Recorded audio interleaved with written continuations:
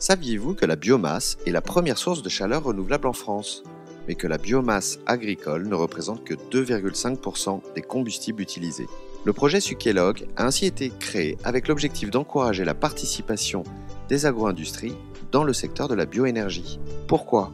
Car elles possèdent leurs propres coproduits et travaillent avec les agriculteurs. Elles ont des équipements capables de transformer la biomasse pendant leur période creuse d'activité permettant de réduire les investissements réalisés. Elles savent développer de nouveaux marchés et connaissent les normes de qualité. Concrètement, en 3 ans, le projet Sukelog a accompagné 35 centres producteurs d'agrocombustibles dans 26 régions, en France, en Italie, en Autriche et en Espagne.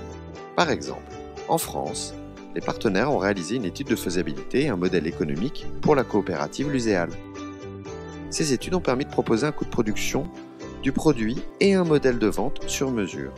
Autre initiative, 27 coopératives ont été diagnostiquées pour évaluer leur potentiel à traiter de la biomasse. 10 ont été sélectionnées pour être accompagnées par les partenaires du projet. Pour ce faire, des dizaines de participants ont travaillé ensemble à la structuration de la filière en participant à des ateliers.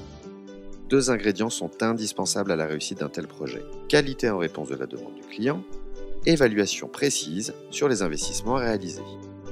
Vous l'aurez compris, la valorisation de la biomasse contribue au développement durable. D'ici quelques années, elle peut devenir un complément du bois sur les schémas d'approvisionnement biomasse, en créant de nouveaux emplois sur les territoires, en augmentant les revenus du secteur agricole et en protégeant l'environnement, générant ainsi des bénéfices pour tous.